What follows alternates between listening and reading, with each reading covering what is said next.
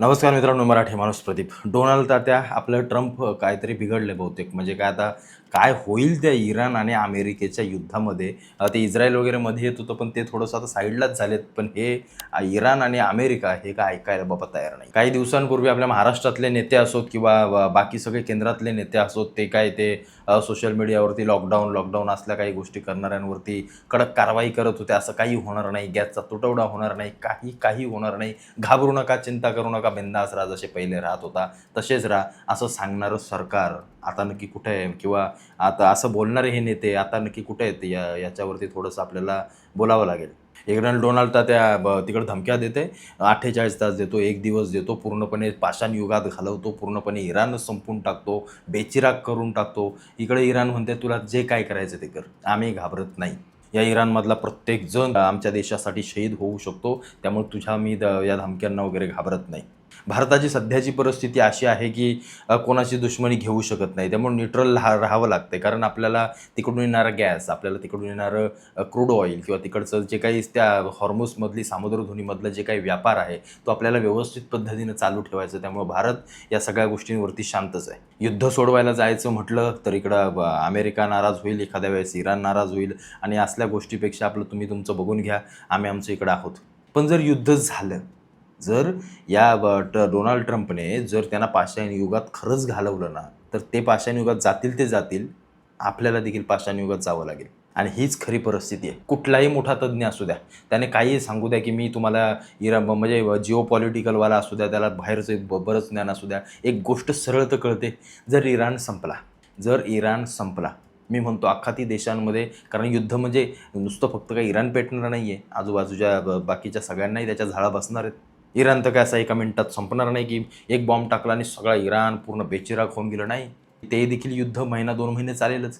या काळामध्ये इराण जास्तीत जास्त जर कुठला प्रेशर तयार करेल तर तो हॉर्मुझ आणि तिथल्या व्यापारावरती तयार करेल. नाक दाबल्यावरती तोंड उघडतं, अशा पद्धतीचं काम किंवा अशा पद्धतीची स्ट्रॅटर्जी इराण वापरत आहे, हे कोणीही येडा माणूस सांगेल.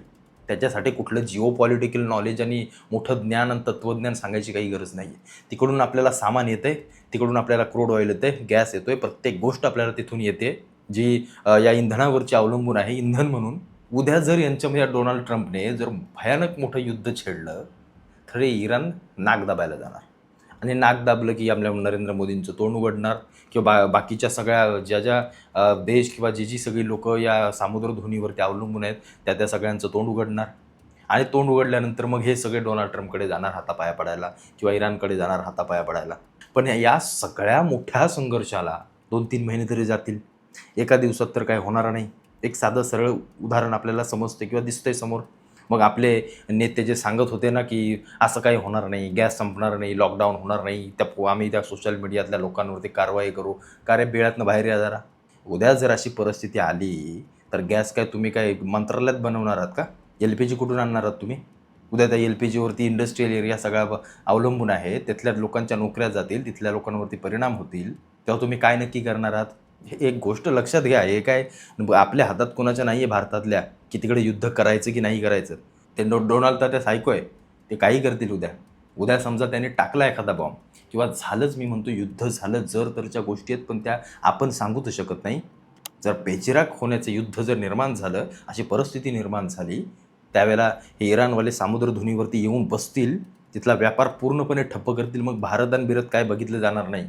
आणि जरी आपल्याला तिथून इंधन साठा यायचा झाला तरी तो किती प्रमाणात येईल याचा जरा विचार आता आपल्याला केला पाहिजे. कारण आत्ता जे मागं सामुद्रधुनीचं सगळं राजकारण झालं त्या हॉर्मुझचं, त्याच्यावरून किती आपल्याला शॉर्टेज पडला.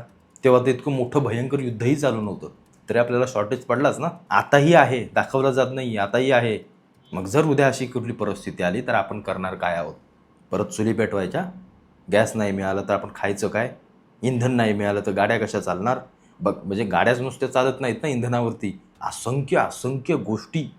अर्धा भारत आपला इंधनावरती चालू आहे, तो ठप्प पडेल जर असं काही झालं तर. त्या पाकिस्तानमध्ये आत्ताच तिकडे लॉकडाऊन चालू केले, त्यांचं ठीक आहे, ते भिकारी आहेत म्हणा, आपली गोष्ट वेगळी आहे. आपली इकॉनॉमिक क्रायसिस आपल्यामध्ये किती येईल? अहो, ते इकॉनॉमिक क्रायसिसचं बघू, ते पुढं काहीतरी करता येईल. आपण शिजवून खायचं कशावरती? गावाकडच्या लोकांचं ठीक आहे, चुली वगैरे करतील, शहरातल्या लोकांनी काय करायचं? सगळ्यांच्या तर गॅसला काही पाईपलाईन जोडलेली नाही आहे. अशी सगळी परिस्थिती निर्माण होईल.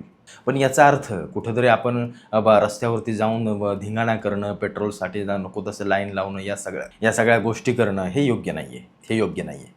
निश्चित अशा गोष्टी होऊ शकतात, उद्भवू शकतात, जेणेकरून सामान्यांवरती त्याचा परिणाम होऊ शकतो, निश्चित होऊ शकतो. बघा ना, आत्ता जर मागच्या 15-20 दिवसापूर्वी आपण सर्वांनी पाहिलं ना, एवढंही मोठं युद्ध चिघळलं नव्हतं तरी आपल्याला किती त्रास सहन करावा लागला. आता हे डोनाल्ड ट्रम्प पाषाण युगाच्या गोष्टी करतंय, हे जर संपवायचंच म्हटलं आणि जर असं काही झालंच, गोष्ट लक्षात घ्या, अमेरिकेचं या आखाती देशांमधलं सिरिया वगैरे जे इराक वगैरे या सगळ्या ते तुम्ही जर पाहिलं असेल, काय त्यांनी बेचिराख करून टाकलेत ती शहरं. युद्ध असतं. तिथं त्यांची प्रत्येक देशाची स्ट्रॅटेजी वेगळी असते. प्रत्येक देशाचा स्वाभिमान त्याला त्यांच्या विचारसरणी प्रत्येक गोष्टी वेगळ्या असतात. पण त्यांचं युद्ध नाहक आपल्याला मारावं लागणार आहे. म्हणजे आपलं मोठ्या पैशावाल्यांचं सोडा, आपल्या सामान्य माणसाला मारावं लागणार आहे. मग अनेक जण म्हणतील आता याच्यावरती उपाय काय? तू तर सगळ्या गोष्टी सांगितल्यास, पण आता नक्की करायचं काय? मी तुम्हाला आठवत असेल तर माझ्या मागच्या व्हिडिओमध्ये तुम्हाला सांगितलं होतं. आता चालू एप्रिल 7-8 तारीख काय असेल आपल्या एप्रिलच्या आता सध्या. शाळा जूनला चालू होणार आहे, जून 15. तोपर्यंत तुमचं जर शहरामध्ये काही काम नसेल, मुलांना सुट्ट्या पडल्यात, आई-वडील इथं आहेत, तुम्ही एकटे कामावर जाता, तुम्ही एकटे राहू शकता शहरामध्ये, आरामात राहू शकता, काही तुम्हाला त्रास नाही, कोणती गोष्ट नाही. 1-2 महिने स्वतः जेवण करावं लागेल थोडंसं. मुलं असतील, आई-वडील असतील, आजी-आजोबा असतील कोणी, तुम्ही त्यांना गावी पाठवू शकता. जर तुमचं गाव असेल तिथे तुम्ही चूल करू शकता, म्हणजे तुम्हाला गॅसचा प्रॉब्लेम येणार नाही. किंवा असं केल्यानंतर काय फरक पडणार आहे? जर शहरामध्ये असं केलं, जर तुमचा जो सिलेंडर एका महिन्यामध्ये संपणार आहे, तुम्ही जर एकटे असाल तर त्याचा वापर कमी होईल. तो 2 महिने चालू शकतो, 1.5 महिना चालू शकतो. काहीतरी फरक पडेल ना, काहीतरी त्याच्यावरती उपाय निघेल ना. याच्यावरती उपाय तरी मला सध्या हाच दिसतोय. बाकी तर काय, आपण तर कुठं काय गॅस भरू शकत नाही, ना आपली कुठली कंपनी आहे, ना भारतात LPG तयार होत. त्यामुळे गावाकडं या सगळ्या गोष्टींवरती काहीतरी उपाय आपण काढू शकतो. कारण मी माझा स्वतःचा अनुभव सांगतोय. मागचा जो आपल्याला एक गोष्ट घडली ना, जेव्हा गॅस मिळणं बंद झाले, सगळीकडं हाहाकार उडाला, तेव्हा मी गावी होतो आणि गावी आम्ही निवांतपणे चुलीवरती शिजवून खात होतो. तो गॅस आला काय, गेला काय, त्याचा काही आम्हाला फरकच वाटत नव्हता किंवा काय फरकच पडत नव्हता. त्यामुळे अशा गोष्टी होतील. निदान एखादा सिलेंडर 15 दिवस तर जास्तीत जास्त चालू शकतो. जर घरातली लोकं कमी झाली तर निश्चित चालू शकतो ना. या छोट्या मोठ्या गोष्टी आहेत. आता काय आपण तर काय तिकडं काय युद्ध थांबवायला सामान्य माणूस म्हणून जाणार नाही. त्यातच सरकार बसलंय. आता ते काय करतायत, काय नाही करतायत, ते ट्रम्प ऐकतंय की नाही, ते इराण ऐकतंय की नाही, ते सगळ्या जिओ पॉलिटिकलच्या गोष्टी आहेत. आणि जेव्हा कधी अशा गोष्टी घडतात ना, सामान्य माणूस पिसला जातो. त्यामुळं याच्यावरती उपाय सांगितला मी तुम्हाला हा एवढाच आहे. आता अनेक जण म्हणतील आम्हाला गावच नाही, आम्ही कसं जाऊ? तर मग त्याला काय पर्याय नाही बाबा. मग तुम्ही इथंच राहावं लागेल, थोडंसं ॲडजस्ट करावं लागेल, जो काही त्रास होईल तो सहन करावा लागेल. पण याचा अर्थ असा नाही की तुम्ही रस्त्यावरती उतरून काहीतरी धिंगाणा करायला. आता मागं काय झालं? नाहक त्या पेट्रोल पंपांवरती भांडतायत काय, बॉटल काय भरतायत, बादल्या काय नेतात पेट्रोल भरायला. अरे काय मूर्खासारखं करतोय आपण. ते LPGच्या ऑफिसमध्ये अरे काय भांडणं, रात्र रस्त्यावर काय झोपतायत, मारामाऱ्या काय करतायत. अरे काय चाललंय? तिकडं युद्ध होईल तेव्हा होईल, तर भारतात आतल्यात शीतयुद्ध चालू होईल, गृहयुद्ध. असल्या फालतू गोष्टी करण्यापेक्षा काही छोटे-मोठे म्हणतात ना, आपलं एक सेन्सिबल असे विचार किंवा उपाय जर आपण केले, तर या सगळ्या गोष्टीला आपण हाताळू शकतो. पण मी तुम्हाला एक का सांगतोय, एक गोष्ट लक्षात घ्या, जर युद्ध झालं ना, निश्चित तुटवडा होणार. तुम्ही काहीही करा.